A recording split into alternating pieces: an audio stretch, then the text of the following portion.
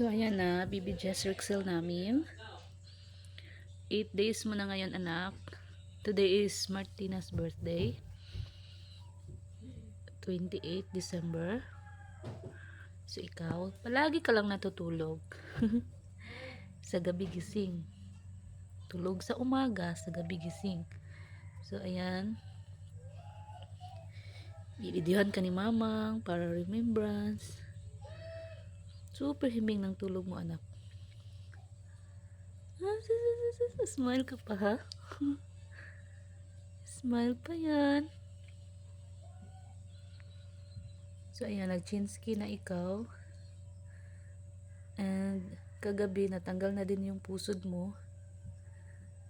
Hindi na ako mahirapan na suotan ka ng diaper. 8 days mo ngayon. Tulog is life. Bakit? Bakit kumukunot yung ano mo?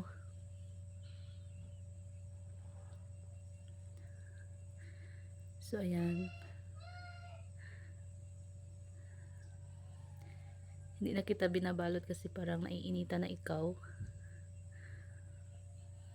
May kumot lang sa tiyan mo para parang ano pa din, parang nasa loob ka ng tiyan na masikip. Yun yung gusto mo. May nakapatong sa tiyan mo para mahimbing ang tulog mo. Baby Jess Rexel, hello. 8 days mo na ngayon. Himbing naman ang tulog ng bibi ko eh.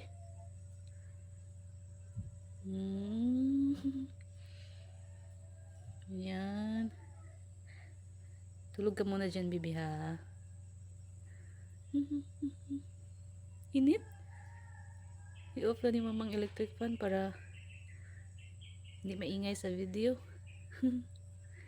I love you, Baby Jess Rexel. Nasa kwarto yung kuya mo. Ikaw lang dito sa sala. Para ano, hindi ka ma-disturb ng mga kuya mo sa ano. Kasi makukulit masyado yung mga kuya mo. Para hindi ikaw ma-disturb. I love you, Baby Jess Rexel. Mahal ka ni Mamang, mahal ka ni Papang, Kuya Julio, Kuya Rizel, and Kuya GR. I love you, anak. Sweet dreams.